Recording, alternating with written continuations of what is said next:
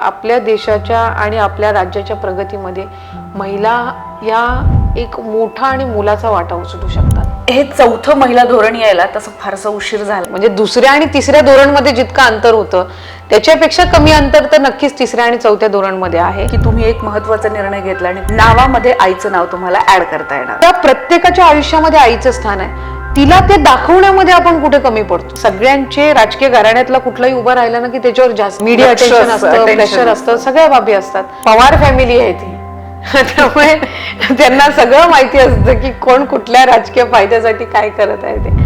पण साधारणपणे त्यांच्या कुटुंबामध्ये कुठेही कटुता येऊ नये ही खऱ्या अर्थानं म्हणजे अगदी मनापासूनची आमच्या सगळ्यांची इच्छा. लोकसभेच्या निवडणुकांचं बिगुल वाजलेलं आहे, पण असं जरी असलं तरी राज्याचं चौथं महिला धोरण हे जाहीर झालेलं आहे आणि याच धोरणाबद्दल चर्चा करण्यासाठी महाराष्ट्र राज्याच्या महिला व बालविकास मंत्री आदिती तटकरे आपल्याकडे आहेत. स्वागत आहे तुमचं मॅक्स महाराष्ट्रमध्ये. धन्यवाद. हे चौथं महिला धोरण यायला तसं फारसा उशीर झालाय असं म्हणायला हरकत नाही. अगदी निवडणुकीच्या तोंडावर हे धोरण आलंय, पण असं जरी असलं तरी या महिला धोरणाची काय वैशिष्ट्ये आपल्याला सांगता येतील? तुम्ही साधारणपणे जर बघितलं तर हे राज्याचं चौथं महिला धोरण आहे आणि एखादं धोरण ज्या वेळेला येत असतं तर त्याला किमान 7-8 वर्षाचा कालावधी आधीच्या धोरणापेक्षा लागत असतो. पहिलं राज्याचं महिला धोरण हे 94 मध्ये आलं, त्याच्यानंतर 2000 म्हणजे त्याच्या अगदी 8-9 वर्षानंतर दुसरं धोरण आलं. तिसरं धोरण हे त्याच्या तब्बल 11-12 वर्षानंतर 2014 मध्ये आलेलं होतं आणि मग हे आता 24 मधलं धोरण. पण या धोरणाचं काम हे गेल्या 2-2.5 वर्षापासून सुरू होतं. एखादं धोरण ज्या वेळेला आपण आखत असतो तर ते फक्त त्या वर्षापुरतं मर्यादित नसतं. ते धोरण हे पुढच्या 8-10 वर्ष त्याचे पडसाद हे उमटणार असतात. त्याच्यामुळे साधारणपणे कुठलंही धोरण, मग ते शिक्षण असो, महिला असो, बाल धोरण असो, हे तयार करत असताना जी वर्तमान पिढी आहे त्याच्यासोबत आणखीन पुढच्या जनरेशनला, पुढच्या पिढीला आपण ते टार्गेट करून करत असतो किंवा त्यांना या धोरणाच्या माध्यमातून काय मिळणार आहे किंवा काय लाभ होणार आहे या दृष्टिकोनातून ते असतं. त्यामुळे साधारणपणे मला असं वाटतं की काम हे 2-2.5 वर्षापासून सुरू होतं. पण तुम्ही जर आधीच्या धोरणांचाही रेकॉर्ड बघितला तर त्याच्यात जितकं अंतर होतं तर त्याच्याही पेक्षा कमी अंतर आहे. म्हणजे दुसऱ्या आणि तिसऱ्या धोरणमध्ये जितकं अंतर होतं त्याच्यापेक्षा कमी अंतर तर नक्कीच तिसऱ्या आणि चौथ्या धोरणमध्ये आहे. पण हे धोरण आखत असताना आम्ही हा विचार केलेला आहे की पुढचं जे 5वं महिला धोरण आहे कधी होईल माहीत नाही. तर त्याच्यामुळे हे धोरणामधलं एक वैशिष्ट्य असं आहे की हे लवचिक ठेवलेलं आहे, हे फ्लेक्झिबल आहे, डायनॅमिक आहे. या धोरणामध्ये असं नाही आहे की एखादी बाब जर महिलांसाठी चांगली असेल आणि ती जर धोरणामध्ये नसेल तर मग ही आपण करू शकत नाही, तर असं नाही आहे. म्हणजे त्याला ऑल्टरकेशनचं आपण हे ठेवलेलं आहे किंवा एखादी बाब धोरणामध्ये नमूद केलेली आहे पण आपल्याला माहिती आहे की याला जास्ती प्रतिसाद नाही मिळणार, तर दॅट म्हणजे ते आपण त्याच्यामध्ये लवचिकता आहे की ते आपण ऑल्टर करू शकतो. एक या धोरणामध्ये आपण अंमलबजावणीकडे जास्ती लक्ष केंद्रित केलेलं आहे. तुम्ही धोरण जर साधारणपणे महिलांना सांगितलं ना आम्ही चौथं महिला धोरण आणलं, तर काय आणलं, तर या धोरण म्हणजे काय, तो बेसिकली याच्यामध्ये आपण इंडिकेटर्स देत असतो. आपण हे धोरण आम्ही अष्टसूत्री धोरण म्हणतो कारण आम्ही महिलांच्या निगडीत जवळपास 8 गोष्टींचा याच्यामध्ये समावेश केलेला आहे. आरोग्य असेल, त्यांचं शिक्षण असेल, सुरक्षता असेल, आर्थिकरित्या त्यांना सक्षम करणं असेल, पर्यावरण बाबींमध्ये त्यांचा समावेश करणं असेल, तर या अशा लिंग समानता असेल, कामाच्या ठिकाणी सामाजिक क्षेत्रामध्ये त्यांना समान वागणूक मिळावी, महिला स्नेही वातावरण सगळीकडे तयार करणं, स्वच्छता, तर या गोष्टींवर आपण हे महिला धोरण आधारित केलेलं आहे. आणि प्रत्येक विभागाला इंडिकेटर्स दिलेले आहेत की त्यांनी महिला धोरण अंतर्गत काय केलं पाहिजे. उदाहरणार्थ शिक्षण विभाग आहे, तर महिला धोरणाच्या अंतर्गत शिक्षण विभागाने काय केलं पाहिजे, तर मग शिक्षण विभागांनी मुलींना शिक्षण अधिकचं देण्याच्या दृष्टिकोनातून काही निर्णय घेतले पाहिजेत. उच्च तंत्र शिक्षण विभागाने महिला किंवा मुली या शालाबाह्य राहू नये किंवा त्यांचं जे उच्च शिक्षण असतं याच्यापासून वंचित राहू नये, तर यासाठी त्यांनी काही योजना आणाव्यात. जसं मधल्या कालावधीमध्ये 8 लाखाच्या कमी उत्पन्न असणाऱ्या मुलींना उच्च शिक्षण मोफत दिलं जाणार. हे जे इंडिकेटर्स आहेत हे आपण धोरणामार्फत देत असतो. किंवा उद्योगमध्ये आता आम्ही त्या महिला धोरणमध्ये नमूद केलेलं आहे की एखादी जर कंपनी किंवा एखादी एस्टॅब्लिशमेंट राज्यात येत असेल आणि त्यांना जर इन्सेंटिव्स किंवा सवलत जर शासन देत असेल त्याच्यात जर त्यांनी 30% महिलांना एम्प्लॉयमेंट दिली तर त्यांना आम्ही अधिकची सवलत देऊ. तो एनकरेजमेंट. सो या अशा गोष्टी या धोरणामध्ये आपण नमूद केलेल्या आहेत आणि याचं अंमलबजावणीचं आपण त्रिसूत्री समिती आपण स्थापन केलेली आहे. म्हणजे उच्चस्तरीय समिती मुख्यमंत्र्यांच्या अध्यक्षतेखाली असेल, पालकमंत्र्यांच्या अध्यक्षतेखाली जिल्हास्तरीय असेल आणि विभागाची महिला व बालविकास मंत्र्यांच्या. सो ज्या वेळेला तुम्हाला एका गोष्टीचा अहवाल द्यावा लागतो ना त्यावेळेला परफॉर्मन्स वाढतं आणि फिल्टर होऊन येतं. साधारणपणे नाव आता मीडिया क्षेत्रामध्ये घेऊ, ज्या वेळेला तुम्हाला तुमच्या चॅनल हेडला ते तुमचा आढावा घेणार असतील दर महिन्याला किंवा 15 दिवसाला, you have to give results. अगदी, कारण तो तुम्हाला द्यावाच लागणार, नाही तर तुम्ही काय दाखवणार. बरोबर. So it is a same thing की तुम्ही महिला धोरणाची अंमलबजावणी त्याच्या अंतर्गत तुम्ही किती गोष्टी केल्या जिल्हा स्तरावर, विभाग स्तरावर किंवा वेगवेगळ्या विभाग स्तरावर, ते या सगळ्याचं ज्या वेळेला मूल्यमापन होईल ना तेव्हा या धोरणाची अधिक अंमलबजावणी आणि त्याचे रिझल्ट्स आपल्याला पाहायला मिळतील. हा खरं तर झाला धोरणांबद्दलचा विषय, पण आता आपण बघतोय की तुम्ही एक महत्त्वाचा निर्णय घेतला आणि तो म्हणजे की नावामध्ये आईचं नाव तुम्हाला ऍड करता येणार. पण खूप चर्चा या निर्णयाच्या भोवती सुरू झालेली की आता तुम्ही ठरवणार का, मग एवढं मोठं नाव होणार वगैरे वगैरे, अशा बऱ्याच सगळ्या चर्चा सुरू झालेल्या आहेत. तर मुळात हा निर्णय का घेतला? कारण शासकीय किंवा कुठल्याही राजकीय दृष्ट्या हा निर्णय तसा काही घेणं बंधनकारक नव्हतं, पण तरीही हा निर्णय तुम्ही का घेतला? याच्या मागे काही विशेष कारण आहेत का? आपण आता महिला धोरणाच्या बाबतीत बोलत होतो, तसं पाहायला गेलं ना तर महाराष्ट्र राज्य हे नेहमीच पुरोगामी म्हणून ओळखलं गेलेलं आहे. महिला धोरण पहिल्यांदा महाराष्ट्र राज्याने आणलं, त्याच्यानंतर आत्ताचेही आधीचे तिन्ही धोरण हे उत्कृष्टच आहेत. पण ज्या वेळेला आपण धोरण आखत असतो ना त्याच्या पुढच्या धोरणाच्या मध्ये आहे ना नवीन नवीन जनरेशन्स येत असतात आणि त्या नव्या जनरेशनची, त्या नव्या पिढीचे वेगळ्या अपेक्षा असतात, लाईफस्टाईल बदललेली असते, या सगळ्या गोष्टी एका बाजूला असतात. आईच्या नावाचा जो विषय आहे ना हा खरं तर ज्या वेळेला आपण म्हणतो की आपल्याला स्त्रीला समान वागणूक समाजामध्ये मिळाली पाहिजे, याची सुरुवात कुठे ना कुठेतरी तुमच्या घरापासूनच झाली पाहिजे. अगदी, ज्या वेळेला तू त्या जन्मलेल्या बाळाला लहानपणापासून शिकवशील ना की तुझ्या नावापुढे तुझ्या आईचं नाव येणार आहे, तुझ्या वडिलांचं नाव येणार आहे आणि आडनाव येणार आहे, तो लहानपणापासूनच शिकेल की आई आणि वडील वेगवेगळे नाही आहेत. म्हणजे महिला आणि पुरुष हे वेगळे नाही आहेत. स्त्री पुरुष समानता आपण ज्या वेळेला म्हणतो ना तर हा एक विचार आहे, हे तुम्ही थोपू नाही शकत.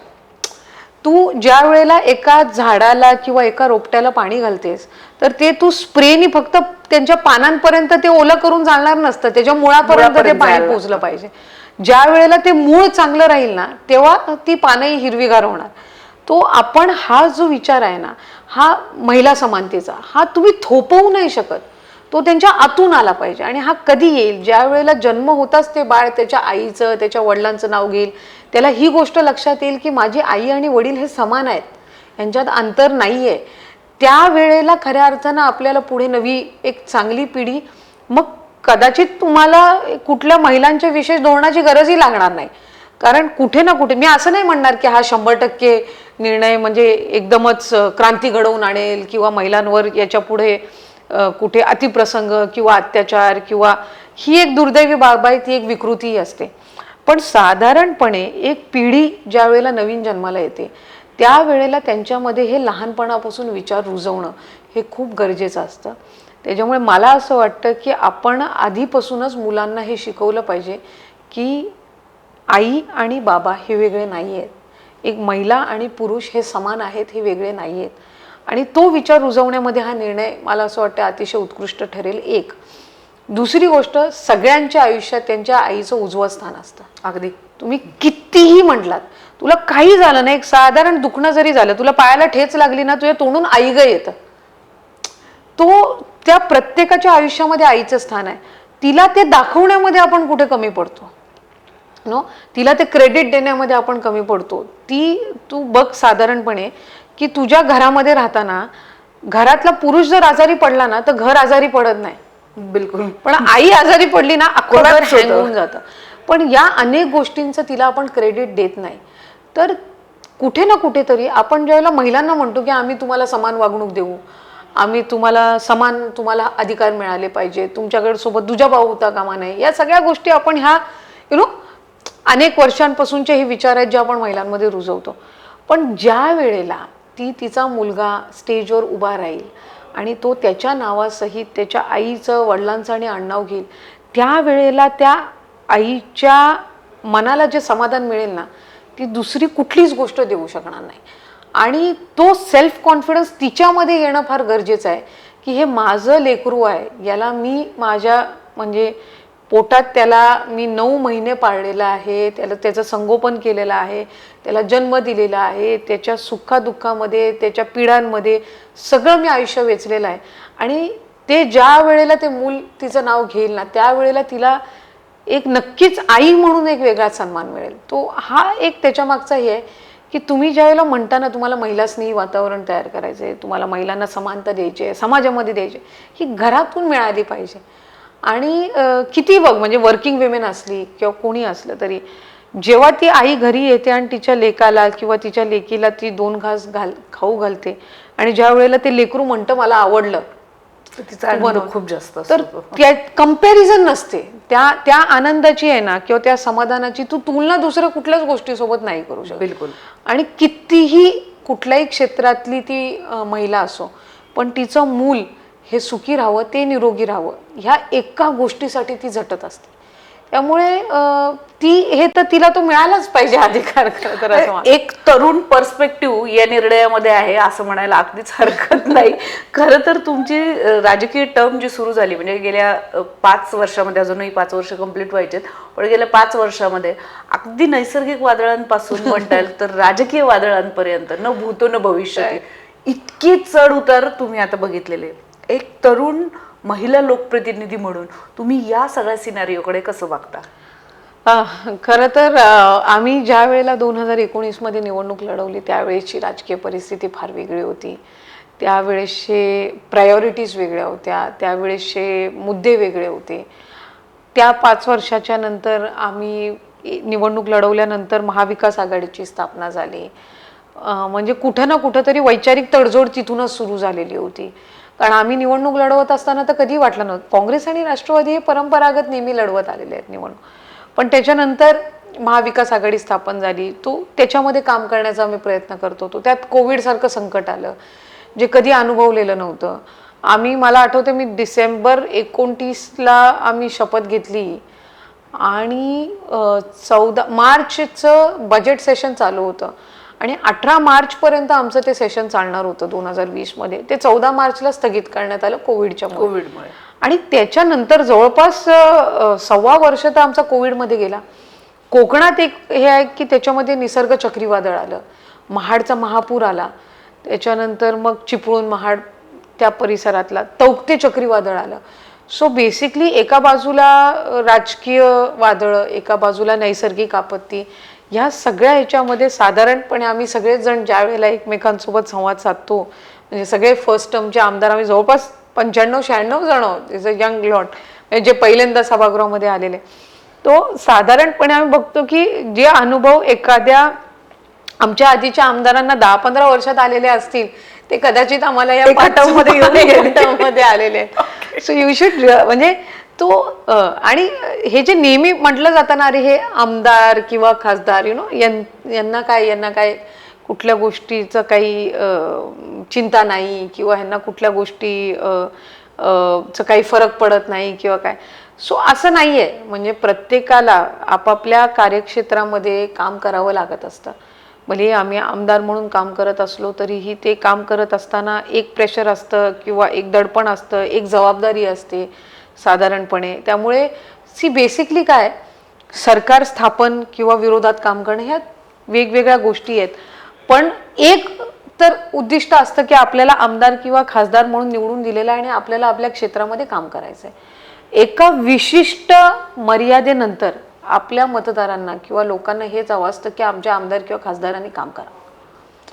तो बेसिकली ह्या सगळ्या ज्या राजकीय परिस्थिती आहेत ह्या तुम्हाला माहिती. आमच्या गावातला रस्ता झाला पाहिजे, आमच्या गावामध्ये वीज आली पाहिजे, आमच्या गावातल्या पाण्याची योजना झाली पाहिजे, आमच्या इथे आम्हाला सभागृह पाहिजे, आमच्या इथे शाळेची इमारत पाहिजे. तो एका विशिष्ट ह्याच्यानंतर जनतेची अपेक्षा ती असते. त्यामुळे मला साधारणपणे असं वाटतं की या सगळ्या राजकीय परिस्थितीमध्ये आम्ही एक शिकलेलो आहोत, जे फार रेअरली होतं. म्हणजे ज्यांना जे 10-15 वर्षानंतर जे कदाचित अनुभव आले असतील ते आम्हाला 5 वर्षामध्ये आले. सो आम्हाला प्रत्येकाला, म्हणजे माझ्या सहित आम्हाला प्रत्येकाला माहिती आहे की काम करणं लोकांसाठी, हाच याच्यातला एक अतिशय महत्त्वपूर्ण भाग आहे. जिथे तुम्हाला लोकांनी निवडून दिलेलं आहे त्या कार्यक्षेत्रात तुम्ही लोकांची कामं करणं, त्यांच्या संपर्कात राहणं, त्यांचे प्रॉब्लेम सोडवणं, त्यांच्या विकासाच्या दृष्टिकोनातून एका बाजूला धोरण आणि त्याचबरोबर मूलभूत सुविधा त्यांना उपलब्ध करून देणं. त्यामुळे ही एक जी गोष्ट असते ना, ही लोकांना गरजेची असते. आणि अर्थात 5 वर्षानंतर पुन्हा ते प्रगती पुस्तकाला सामोरं जायलाच लागत असतं. त्यामुळे आणि मी तर नेहमी म्हणते की तुम्हाला पहिली अपॉर्च्युनिटी मिळून जाईल. कदाचित तुम्ही पॉलिटिकल बॅकग्राऊंडचे असाल नसाल, जे काय असतील, म्हणजे तुम्ही फ्रेश फेस ज्या वेळेला असता त्यावेळेला लोकांना वाटतं चला एका नवीन माणसाला आपण संधी देऊन बघूया.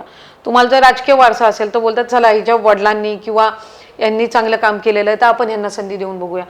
पण तुम्हाला दुसऱ्यांदा जायचंच आहे ना लोकांच्या समोर. आणि ते जात असताना तो जो मागचा बॅगेज असतो ना, हा नसतो. लोक हा विचार करतात की यांनी स्वतः 5 वर्षात आपल्यासाठी काय केलेलं आहे. त्यामुळे साधारणपणे ना वैचारिक एक तर महत्वाचा आहे, हा एक भाग झाला. पण सामान्य माणसाला आपण त्याच्यासाठी काय करतो, त्याच्यासाठी किती काम करतोय, त्याच्या किती संपर्कात आहोत. एक लोकप्रतिनिधी म्हणून हा आमचं सभागृहामध्ये प्रतिनिधित्व करत असताना ह्यांनी आमचे किती प्रश्न सोडवलेले आहेत. तर हा मुद्दा त्याच्यामध्ये अतिशय महत्त्वपूर्ण राहतो. आणि मला साधारणपणे असं वाटतं सध्याच्या राजकीय परिस्थितीमध्ये कोणीही कोणालाही हे बोलू शकत नाही की हे होणार नाही का, ते होणार नाही का, ते होणार नाही. त्यामुळे त्या गोष्टींमध्ये पडण्यापेक्षा आपण चांगल्या पद्धतीनं काम करणं, लोकांच्या हिताची कामं करणं, त्यांच्या संपर्कात राहणं, हा कुठल्याही लोकप्रतिनिधीचा पहिला हे राहिला पाहिजे. इतरांना नावं ठेवण्यापेक्षा आपण स्वतः काय करत आहोत आणि आपण काम कशा पद्धतीनं करत आहोत, मला वाटतं हीच प्रायोरिटी राहिली. सभागृहामध्ये पण आम्ही तुम्हाला खरंच तर बऱ्याचदा म्हणजे खूप ॲग्रेसिव्हली न बोलता प्रश्नांवर बोललेलं बघितलेलं आहे. खूप संयत शांतपणे भूमिका मांडताना बघितलेलं आहे. पण अनिकेत तटकरेंना जेव्हा निरोप द्यायची वेळ आली तेव्हा तुम्ही खूप इमोशनल झाला होतात. इतकं की अगदी तुम्हाला बोलता येणंही त्यावेळेस जमत नव्हतं. तर याच्या मागे नक्की काय कारण होते? तिथे उभं राहिलात तेव्हा डोक्यात काय सुरू होतं? खरं तर मी 2017 मध्ये पहिल्यांदा जिल्हा परिषदची निवडणूक लढवली. आणि साधारणपणे मी ज्या वेळेला ती निवडणूक लढवली ना, त्यावेळेला मी राजकीय क्षेत्रामध्ये नवीन नव्हते. मी 2011 पासून संघटनेच्या माध्यमातून कामाला सुरुवात केली. त्याच्याही आधी 2009 पासून मी श्रीवर्धन विधानसभा मतदारसंघामध्ये काम करत होते. मी निवडणूक उशिरा लढवली. 10 वर्ष मी स्वतः घेतले, कारण मलाही ते नको हवं होतं की अरे घरातला वारसा आहे म्हणून आल्या आल्या यांनी लगेचच निवडणूक लढवली. तर साधारणपणे सगळ्यांनाही इथं माहिती आहे मी प्रदेशच्या इथल्या कार्यकारिणीवर ही काम केलेलं आहे. मी युवती संघटक म्हणून काम केलेलं आहे. अनेक इथले पार्टी कार्यालयातील असतील किंवा इतर जे जिल्ह्यांमधले वेगवेगळ्या जिल्ह्यांमधले जे पदाधिकारी आहेत जे 99 पासून किंवा 15-20 वर्षापासून राष्ट्रवादी काँग्रेस पक्षामध्ये काम करतात, त्यांना साधारणपणे सगळ्यांना माहिती आहे की आम्ही आज असं आलोय कुठून आणि आम्ही निवडणूक लढवलेली नाहीये. हा ठीक आहे, साधारणपणे एक घराणेशाही किंवा हा एक मुद्दाच झालेला आहे असं पाहायला गेलं तर. आणि एखाद्या जर घरातला जर आमदार खासदार झाला, झेडपी सदस्य झाला की हा ह्याच्या घरातल्या ह्याच्यामुळे झालेला आहे, ही साधारणपणे समज असते. मी ती तोडण्याचाही प्रयत्न करणार नाही, कारण त्याच्यावरनं आणखीन कदाचित ट्रोलिंग होण्याची शक्यता असते. पण त्या व्यक्तीला आहे ना त्याला माहिती असतं की आपल्याला तिथं एक टर्मसाठी निवडून यायचं आहे का आपल्याला तिथे काम लॉंग टर्म काम करायचं आहे. त्यामुळे साधारणपणे ज्या वेळेला मी पहिली निवडणूक लढवली 2017 मध्ये, आम्ही त्यावेळेला सत्तेमध्ये नव्हतो.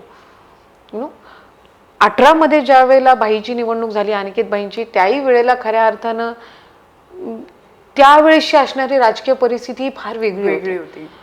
ह्या दोन्ही भिन्न परिस्थिती असतात की तुम्ही ज्या वेळेला प्रवाहाच्या विरोधात ज्या वेळेला निवडणूक लढवत असताना तर ती निवडणूक सोपी नसते. बिलकुल. कारण मी स्वतः असं समजते की नेहमी असं म्हटलं जातं ना की किती एज्युकेटेड पॉलिटिशियन्स आहेत, पॉलिटिशियन्सला काही ग्रॅज्युएशन असलं पाहिजे का नाही, त्यांना काही कंपल्शन. मी स्वतः असं म्हणते की एखादा राजकारणी याची सर्वात अवघड परीक्षा असते ती म्हणजे मतदाराला कन्व्हिन्स करणं की त्यांनी त्याला मत टाकणं. ह्याच्यापेक्षा मोठी परीक्षा कुठलीच असू शकत नाही. तुम्ही एक्झाममध्ये पेपर लिहाल, पाठ करून याल ते तुम्ही लिहाल, पण एखादा समोर ज्या वेळेला येतो ना त्याला कन्व्हिन्स करणं की तू मला मत दे आणि पटवून, ह्याच्यापेक्षा अवघड काही नसतं. त्यामुळे ज्या वेळेला तुम्ही प्रवाहाच्या विरोधात निवडणूक लढवत असता ती तेवढी सोपी निवडणूक नसते. त्याची निवडणूक तशी होती. त्यामुळे जेव्हा मी त्याच्या निरोप समारंभासाठी उभी राहिली आणि त्याच्या एकट्याचाच निरोप समारंभ होता, कारण बाकीचे जे 8-10 जण आहेत हे जूनमध्ये त्यांचा कार्यकाळ संपतोय, त्याच्यामुळे जूनमध्ये सेशन होईल तर त्यावेळेला त्यांचा निरोप समारंभ होईल. सो मला एक कार्यक्रम होता, पण मी ह्याच्यासाठी थांबली होती. आणि युजली आम्ही मंत्री म्हणून पहिल्या 2-3 रोजमध्ये बसत असतो, पण मला असं वाटत होतं की मी ना त्याच्या मागं त्या दिवशी असावं बसलेला. म्हणजे तो मी म्हणजे माझं विधानसभेतलं खालचं कामकाज आटपलं आणि मी परिषदमध्ये आली, कारण तू वेळ झाली होती त्याच्या निरोप ह्याची आणि समारंभ आणि भाषणांची आणि ह्याची. सो मी त्याच्या मागे मला वाटतं मी लास्ट रोमध्ये बसलेली होती त्या दिवशी. सो तो सगळा जो प्रवास आहे ना त्याचा, की ज्या वेळेला आम्ही ती निवडणूक लढवली त्यावेळेला किती अवघड ती निवडणूक होती आणि खरं तर मायनसमधून प्लसमध्ये ती निवडणूक आलेली होती. सगळ्यांना असं वाटायचं म्हणजे कशाला साहेबांनी मुलाला उभं केलंय, पडणारच आहे सीट, पडणारच आहे सीट. आणि पडणारा ह्याच्यातून निवडून येणार हा जो गॅप असतो ना, हा निवडणुकीमध्ये फार हे असतो, कारण psychologically you know that you don't have the numbers but still you are contesting.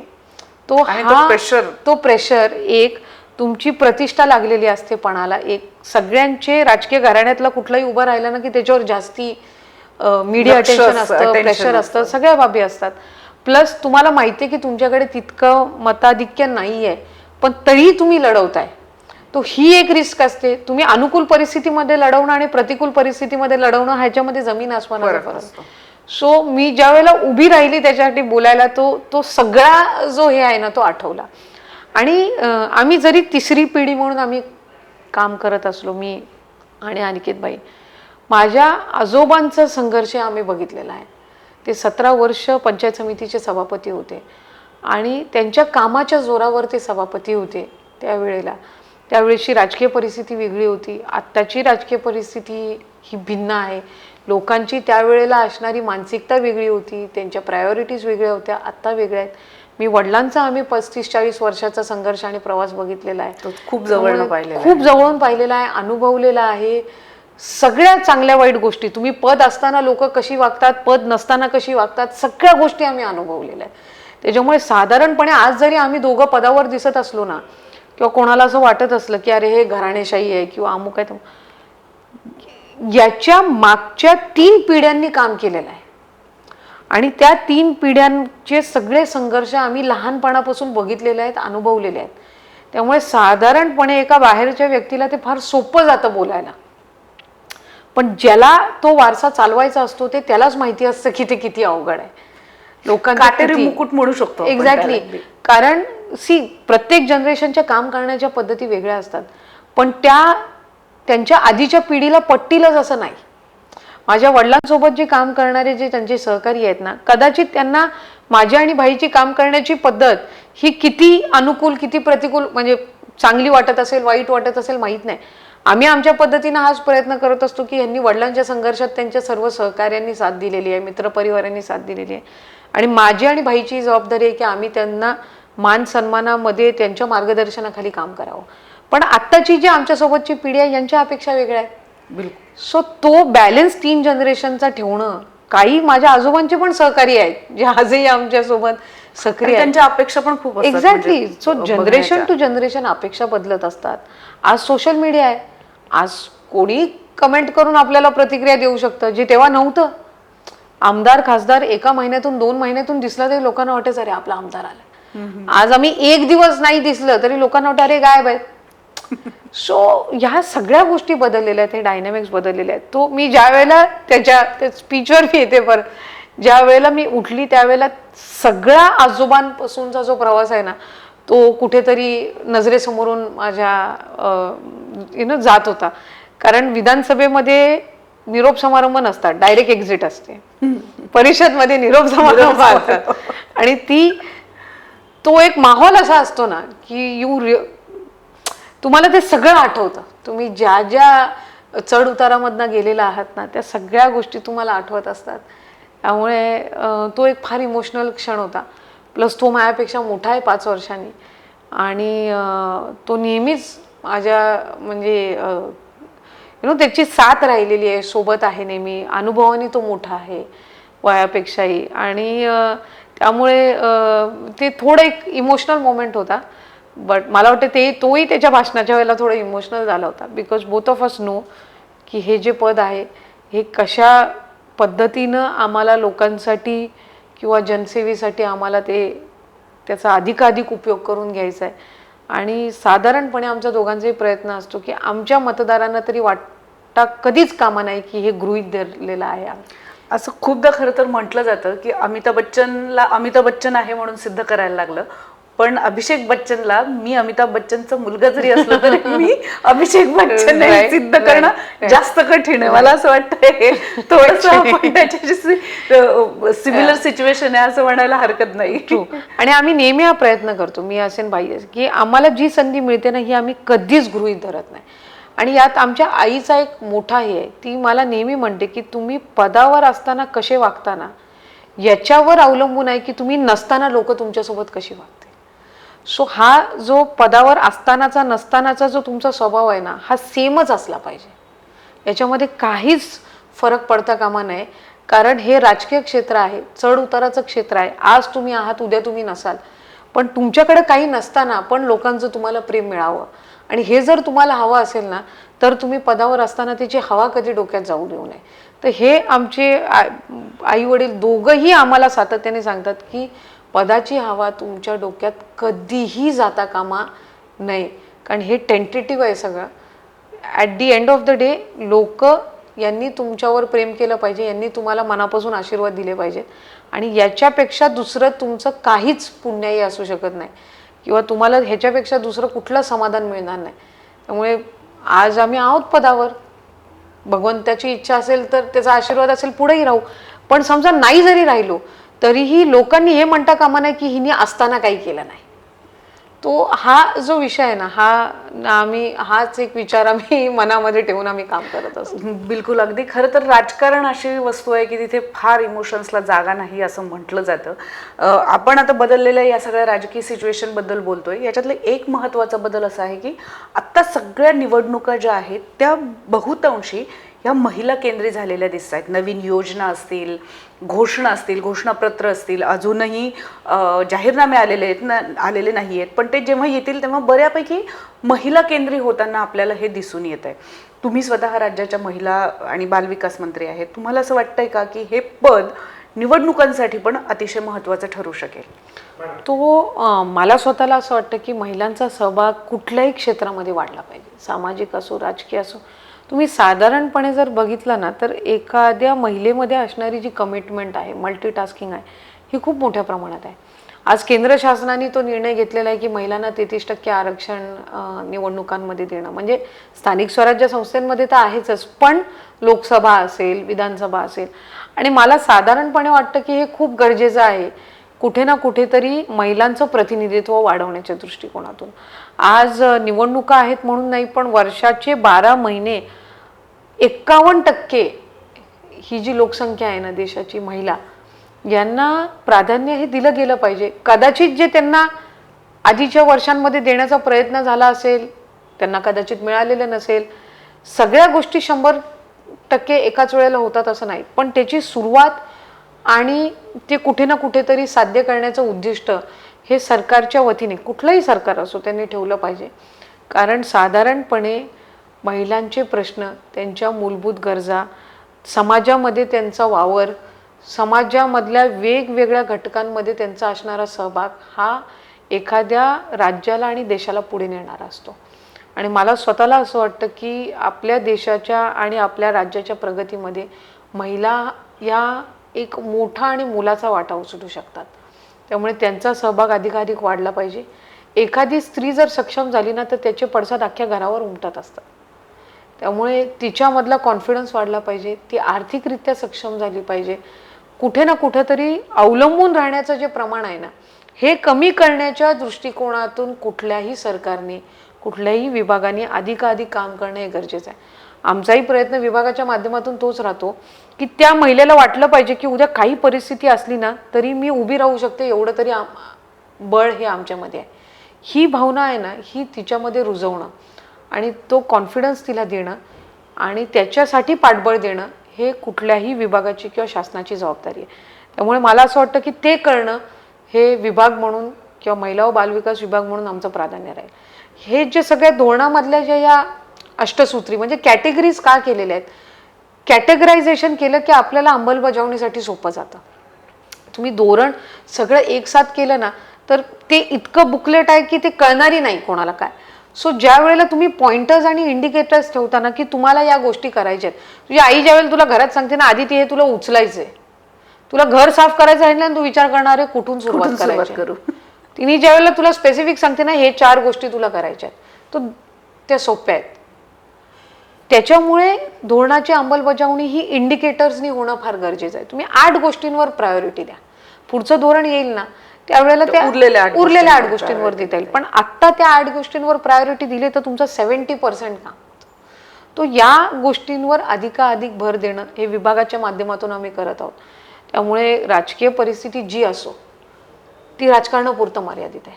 ती तुमच्या समाजातल्या सामाजिक कार्यामध्ये अडथळा आणू नये किंवा येता कामा नये ही एक प्रतिनिधी म्हणून किंवा त्या विभागाची एक प्रतिनिधी म्हणून काम करत असताना, मंत्री म्हणून काम करत असताना माझी. तुम्ही आत्ता सध्या सगळ्या परिस्थितीच्या अगदी बाउंड्रीवर आहात, म्हणजे इकडेही नाही आणि इकडेही नाही आहात, म्हणजे तरुण लोकप्रतिनिधी आहात, वयस्कर ज्येष्ठ मध्ये बोलत नाहीत, पण त्यामुळे अधिकाधिक जबाबदारी येते असं म्हणायला हरकत नाही. पवार कुटुंबियांच्या तुम्ही अगदी लहानपणापासून हे कुटुंब तुम्ही खूप जवळनं पाहिलेलं आहे. आता राजकीय परिस्थिती अशी आहे की राष्ट्रवादीत फूट पडली असं चित्र निर्माण झालेलं नाहीये सामान्य लोकांमध्ये, पवार कुटुंबांमध्ये फूट पडलेली अशा पद्धतीचं एक चित्र तयार झालेलं आहे. खूप लहानपणापासून जवळनं तुम्ही हे कुटुंब बघितलेलं आहे. ह्या बदललेल्या परिस्थितीकडे आता तुम्ही कसं बघता आहात? मी खरं सांगू, आम्ही लहानपणापासून पवार साहेबांना बघितलेलं आहे. पवार साहेबांबद्दल इतका आदर, नितांत आदर आणि प्रेम आणि एक वेगळीच भावना आहे. त्यामुळे ती मला असं वाटतं की साधारणपणे आमच्या सगळ्यांमध्ये, ते इकडचे असू दे किंवा तिकडचे असू दे, एखाद्या व्यक्ती ज्या वेळेला आदर आणि प्रेम व्यक्त करतो ना, शब्दांमध्ये आणि व्यक्त होण्यामध्ये फरक असू शकतो पण त्या भावनेमध्ये कुठेही कमतरता नसते. त्यामुळे मला कदाचित व्यक्त होता येत असतील, एखाद्याला व्यक्त होता येत नसेल, पण त्याची भावना वेगळी आहे अशातला भाग नसतो. त्यामुळे मला स्वतःला असं वाटतं की या महाराष्ट्राने किंवा देशाने अनेक असे कुटुंब बघितलेले आहेत जे राजकारणामुळे त्या ठिकाणी उद्ध्वस्त झालेले आहेत. आम्ही स्वतःही ते अनुभवलेलं आहे. आमच्याही स्वतःच्या कुटुंबामध्ये आम्ही या गोष्टीला सामोरं गेलेलो आहे. पण पवार कुटुंब बघत असताना एक वेगळा आदर आणि एक भावना त्या कुटुंबाबद्दल सगळ्यांना आहे. अक्रॉस पॉलिटिक्स म्हणजे आज साधारणपणे जर आम्ही बघितलं तर एक राजकीय भूमिका जरी अजितदादांनी वेगळी घेतलेली असली तरीही ते नेहमीच हे गोष्ट म्हणत आलेले आहेत की साहेब हे माझं दैवतच आहे. त्याच्यामुळे आम्ही सगळे जे आहोत आम्ही सगळ्यांनी लहानपणापासून साहेबांना बघितलेलं आहे, त्यांचं कुटुंब बघितलेलं आहे. तुम्ही साधारणपणे बघाल की दिवाळीच्या वेळेला पाडवा असेल किंवा रक्षाबंधन असेल किंवा ते भाऊबीज असेल, त्यांचे वेगवेगळे घरातले घरगुती कार्यक्रम असतात. साहेबांचा 75वा वाढदिवस असेल किंवा त्याच्यानंतरचे सगळे त्यांचे वाढदिवस असतील, ॲनिव्हर्सरीज असतील, हे पवार कुटुंबाने नेहमीच एकत्रित येऊन साजरे केलेले आहेत. आणि साधारणपणे राजकारण आणि कुटुंब हे नेहमीच वेगळं असावं लागतं. एखाद्या वेळेला एकाच कुटुंबामध्ये 2 राजकीय भूमिका घेतल्या जातात, पण याचा अर्थ असा नाही की ते नातं संपतं, पण ती राजकीय भूमिका वेगळी असते. म्हणजे त्याच्यामध्येही काही गल्लत करण्याचं काही हे नसतं. आज जर साधारणपणे आपण बघितलं तर अनेक असे असतात जे कुटुंबाबद्दल एक चांगला विचार किंवा एक भावना जोपासून असतात की अरे हे पवार साहेबांचं कुटुंब आहे, हे एकत्र राहिलं पाहिजे. सगळ्यांचीच म्हणजे आमच्या सगळ्यांचीही भावना आहे. असेही काही असतात ज्यांना असं वाटतं की हे जर दुभंगले ना तर याच्यातून आपल्याला राजकीय फायदा होण्यासारखा असतो. त्यामुळे डिपेंड करतं. म्हणजे आज मला स्वतःला विचाराल किंवा इथे कोणालाही तुम्ही आम्हाला सगळ्यांना असं वाटतं की त्यांचं वैयक्तिक कुटुंबाला कुठेही धक्का लागता कामा नये. कारण शेवटी आज तुम्ही बघितलं ना तर ते जवळपास इतकं मोठं कुटुंब हे ऑब्व्हियसली पवार साहेबांनी आणि त्यांच्या संपूर्ण कुटुंबाने, अजितदादा असतील, त्याचबरोबर त्यांचे काका असतील, आणखीन चुलत भावंडा असतील, ताई असतील, घरातल्या सगळ्या सुना असतील, त्यांच्या पुढच्या 4 पिढ्या असतील, ह्या सगळ्यांनी जोपासलेला आहे. त्यामुळे कुठे ना कुठेतरी प्रत्येकाचे आपापल्या क्षेत्रामध्ये काम आहे. राजकीय ॲम्बिशन्स पण असतील, पण त्या राजकीय ॲम्बिशन्समध्ये ती एक गॅप असणं हे खूप गरजेचं आहे की तुमच्या वैयक्तिक ह्याच्यावर जाऊ नये. आणि ज्यांनी हे अनुभवलेलं असतं ना उलट त्यांना अजून वाटतं की हे होता कामा नये. म्हणजे आज अनेक जण आम्हाला विचार तुमच्या इथं काय, आम्ही अनुभवलंय ते, आम्हाला माहिती आहे की ते त्याच्याने किती पीडा होण्यासारख्या आहेत, त्याच्याने किती दुःख होतं किंवा किती गोष्टींना मानसिक तणावातून तुम्हाला जावं लागतं. त्याच्यामुळे साधारणपणे एका कुटुंबाचं कुटुंबत्व हे टिकलंच पाहिजे. त्यामुळे ती एक भावना सगळ्यांचीच राहील. आता ठीक आहे, साहेबांची राजकीय भूमिका वेगळी आहे, अजितदादांची राजकीय भूमिका वेगळी आहे आणि त्यांच्या राजकीय भूमिकेवर ते त्या ठिकाणी ठाम राहून काम करणार. ज्यांनी ज्यांनी जी जी या ठिकाणी भूमिका स्वीकारलेली आहे ते त्या नेतृत्वासाठी काम करत राहणार. पण साधारणपणे त्यामध्ये राजकीय मतभेद असू शकतील, पण मनभेद किंवा असं की बाबा आम्ही एकदमच कट्टर विरोधक आहोत आणि तर ही भावना ही कुठल्याही राज्याला म्हणजे खास करून महाराष्ट्र राज्यामध्ये ही अशा पद्धतीची भावना ही कधी राहिलेली नाही आहे. तुम्ही साधारणपणे बघितलं तर आधीही ज्या ज्या वेळेला अशा पद्धतीनं कुठेही राजकीय वादविवाद झाले किंवा काही झालं, पण ज्या वेळेला कुटुंबातल्या अडीअडचणी येतात ना त्यावेळेला कुटुंब पहिलं धावून जात असतं. आजही कुठल्याही तुम्ही घरामध्ये बघा राजकीय मतभेद असू शकतील, पण जेव्हा त्या कुटुंबातल्या एका व्यक्तीला एखाद्या अडचणीत असेल किंवा काही शारीरिक पीडा असेल तर पहिलं कुटुंब जातं तिकडे. आणि ही साधारणपणे परंपरा ही राहणं आणि ही महाराष्ट्राची संस्कृती राहणं हे त्या ठिकाणी आपल्याला सगळ्यांनाच अपेक्षित आणि अभिप्रेत असतं. आणि मला असं वाटतं की पवार कुटुंब एक असं आहे ना की आम्ही सगळ्यांनी त्यावर बोलणं आहे ना, म्हणजे आम्हाला काहीच अधिकार नाही आहे टू बी व्हेरी ऑनेस्ट त्यांच्या वैयक्तिक आणि कुटुंब ह्या ह्याच्यामध्ये बोलण्याचा. त्यांनी सगळ्यांनी राजकारण गेल्या 40-50 वर्षापासून बघितलेलं आहे. सगळ्यांपेक्षा जास्ती उतार चढाव त्यांनी बघितलेले आहेत. कुटुंब म्हणून त्यांना माहिती आहे कुठल्या गोष्टीला प्राधान्य द्यायचं, कुठल्या गोष्टीला नाही द्यायचं, कुठली गोष्टी राजकीय आहे आणि कुठली अराजकीय आहे, याला ते कुटुंब सक्षम आहे.